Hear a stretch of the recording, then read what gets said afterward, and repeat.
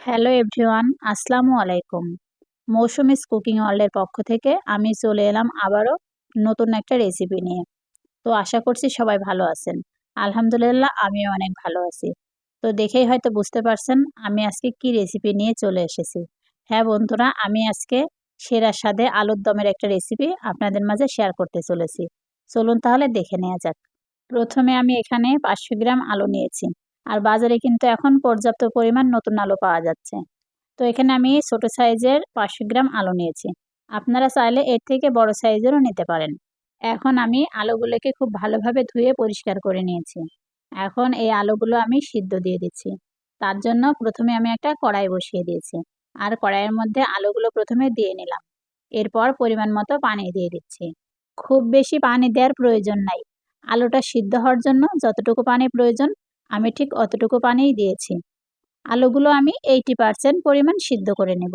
বাকি 20% কিন্তু রান্নার সময় সিদ্ধ হয়ে যাবে। এই জন্য কিন্তু 100% আলুগুলো সিদ্ধ করা যাবে না। তো এইভাবে কিন্তু আমি 6 থেকে 7 মিনিট আলুগুলো সিদ্ধ করে নিয়েছি। আর এই পর্যায়ে কিন্তু আলুগুলো আমার 80% সিদ্ধ হয়ে গেছে। এখন আমি চুলা থেকে নামিয়ে নিচ্ছি। এরপর আলুগুলো আমি হালকা ঠান্ডা করে সবগুলো আলু আমি এইভাবে ছুলে নিয়েছি। এবার চলে যাচ্ছি মূল রান্নায়। প্রথমে চুলায় একটা প্যান বসিয়ে দিয়ে দিলাম 1/2 কাপ রান্নার তেল। আর দিয়ে দিচ্ছি ফোড়নের জন্য 3টা শুকনো মরিচ, আর দিয়ে দিচ্ছি 2 টুকরো দারচিনি, 4টা এলাচ, আর দিয়ে দিচ্ছি সাথে তেজপাতা। তার সাথে দিয়ে দিচ্ছি গোটা গোলমরিচ, আর দিয়ে দিচ্ছি 1/2 চা চামচ কালো জিরা। সবগুলো উপকরণ এখন আমি ভালোভাবে মিশিয়ে নিচ্ছি। মশলাগুলো যখন হালকা ভাজা হয়ে আসবে এর মধ্যে দিয়ে দিচ্ছি 1/4 কাপ পেঁয়াজ বাটা। এখন সবগুলো উপকরণ আমি একত্রে মিশিয়ে নিচ্ছি। এরপর এই পর্যায়ে আমি দিয়ে দিব 1 টেবিল চামচ রসুন বাটা, 1 টেবিল চামচ আদা বাটা। এরপর দিয়ে দিচ্ছি 1 টেবিল চামচ ধনিয়া গুঁড়া। তার সাথে দিয়ে দিচ্ছি 1/2 টেবিল চামচ জিরা গুঁড়া। এরপর দিয়ে দিচ্ছি 1 টেবিল চামচ মরিচের গুঁড়া। সাথে দিয়ে দিচ্ছি পরিমাণ মতো হলুদের গুঁড়া। এখন আমি সবগুলো মশলা তেলের সঙ্গে ভালোভাবে মিশিয়ে নিচ্ছি। এরপর দিয়ে দিচ্ছি স্বাদমতো লবণ। তার সাথে দিয়ে দিচ্ছি 1/2 কাপ পরিমাণ টমেটো কুচি। এখন মশলার সঙ্গে সবগুলো উপকরণ ভালোভাবে 5 থেকে 6 মিনিট আমি কষিয়ে নিচ্ছি। এই পর্যায়ে আমি সামান্য গরম পানি মিশিয়ে মশলাটাকে ভালোভাবে কষিয়ে নিচ্ছি। কারণ সামান্য পানি মিশিয়ে মশলাটা কষালে মশলার কাঁচাটে গন্ধটা কিন্তু আর থাকে না। এরপর আগে থেকে রেডি করে রাখা আলুগুলো আমি দিয়ে দিচ্ছি। এখন মশলার সঙ্গে ভালোভাবে মিশিয়ে নিচ্ছি। একটু সময় নিয়ে কিন্তু এখানে মেশাতে হবে। এখন চুলার আঁচটা আমি মিডিয়ামে রেখে 2 থেকে 3 মিনিটের জন্য ঢাকনা দিয়ে রাখছি। এই ঢাকনা দিয়ে রাখার কারণে আলুগুলোর মধ্যে মশলাগুলো খুব ভালোভাবে প্রবেশ করবে। এইভাবে আলুগুলো আমি 8 থেকে 10 মিনিটের মতো মশলার সঙ্গে ভালোভাবে কষিয়ে নিয়েছি। আবারও সামান্য মিশিয়ে নিচ্ছি।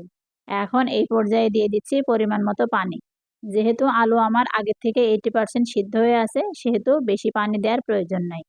আমি এখানে 1.5 কাপ পরিমাণ গরম পানি ব্যবহার করেছি। আপনাদের কাছে সামান্য কম বেশি লাগতে পারে।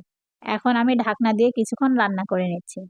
অনেকেই হয়তো অনেকভাবেই এই আলুর দমের রেসিপিটা তৈরি করেছেন। তবে আমার এই রেসিপিটা ফলো করে একদিন দেখতে পারেন। আশা করি আপনাদের অনেক বেশি ভালো লাগবে। দেখতে দেখতে কিন্তু আলুর দমের রেসিপিটা প্রায় হয়ে এসেছে।